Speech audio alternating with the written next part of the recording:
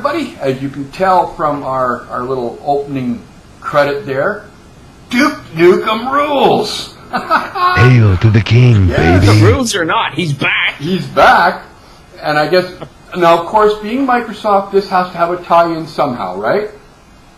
Yeah. Of course. On Xbox. Exactly. See, that's enough of a tie-in for me, because after 12 years waiting for this, it was finally announced at PAX. Oh, heaven. You know, this is going to ruin so many work days when it comes out, just for nostalgia reasons alone. I know. I'm a bit bummed, though. Because we got to see gameplay footage, but for some odd reason, they wouldn't show us the trailer that they showed everybody who was actually at PAX, something to do with ESRB ratings. It was also apparently that they didn't think they could get across the stream.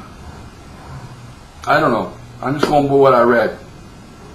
But the other, I don't know, but you know what? We've got gameplay footage. Yeah, but as you can see across the top here, the other interesting thing that came out is that Gearbox, which is the company of my favorite game, Borderlands. All right, them, yeah. Yes, not Civ. They've been working on this since 2009. Yeah, they managed to keep that one very well hidden. Apparently, I mean, it was 3D Realms that were developing Duke Nukem all the time. Yeah. But apparently, a lot of the 3D Realms people have gone over to Gearbox, and they've been doing this since 2009 in a shoebox in the basement somewhere, and now they're ready to release it in 2011. Yeah. So it's looking good. It's still a bit rough around the edges, but it looks good. Word is, it could even hit Christmas time. That's a rumor that I haven't heard yet, and I certainly didn't hear it on today's stream coverage, but you know what? If it does come out for Christmas, I'll be one very happy chappy this Christmas, and my wife will be very, very lonely because she won't be out. How's she feeling today, by the way? She's back at work today, good, and feeling good. Well, relatively good. Yeah. Who feels good when they're back at work? Yeah.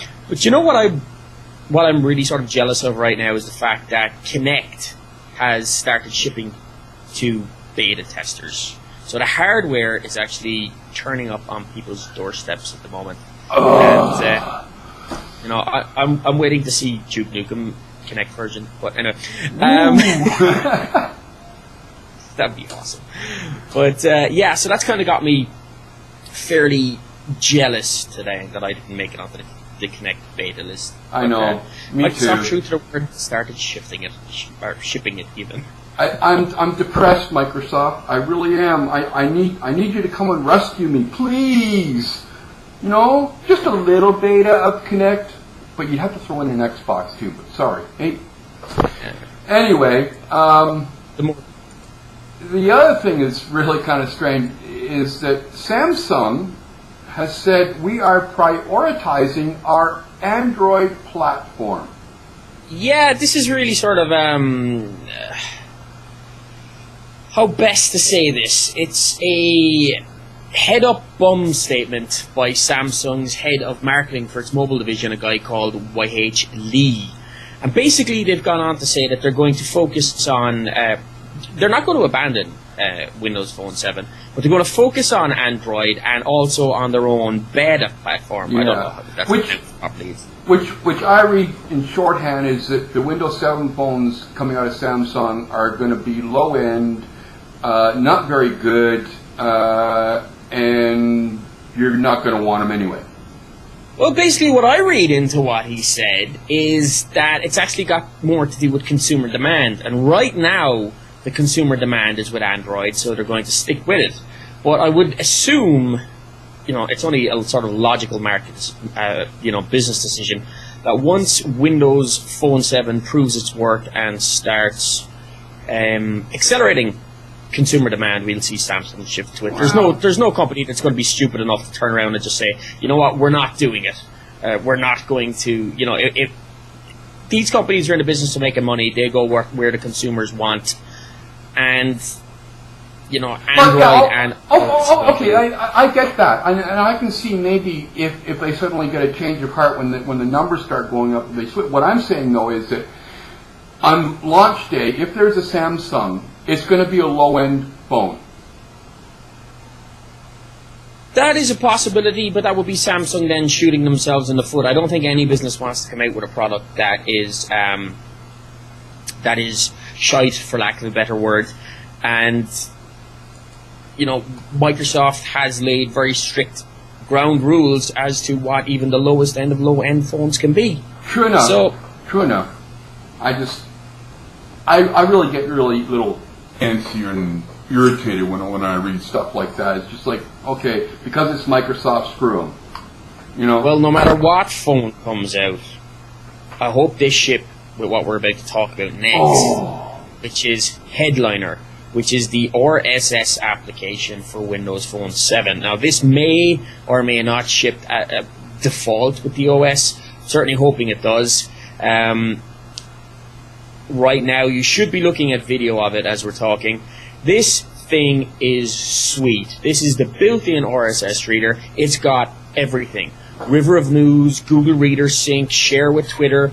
Not Facebook at the moment, but I suspect we'll see that come. It's got recommended feeds.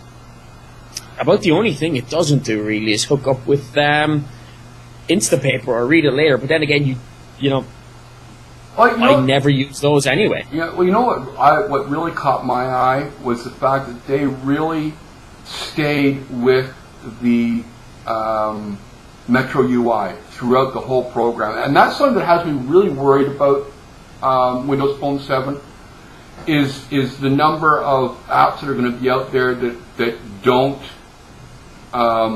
keep with the user interface design guide. Yeah, that is a potential problem, but one of the things that you find with Windows Phone 7, especially from a developer perspective, that you don't find on Android or on iPhone, is the ability to hook into existing things like the user hubs. Yeah. The hubs inside Windows Phone 7, so you can add functionality directly to that. So, for example, if you're making an image application, you can put the application directly into the hub so that the user has a seamless experience. Yeah.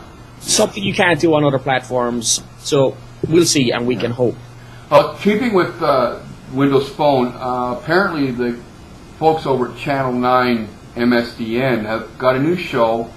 It's titled Inside Windows Phone, but I'll tell you, I want one of those T-shirts. I mean, I really, really do.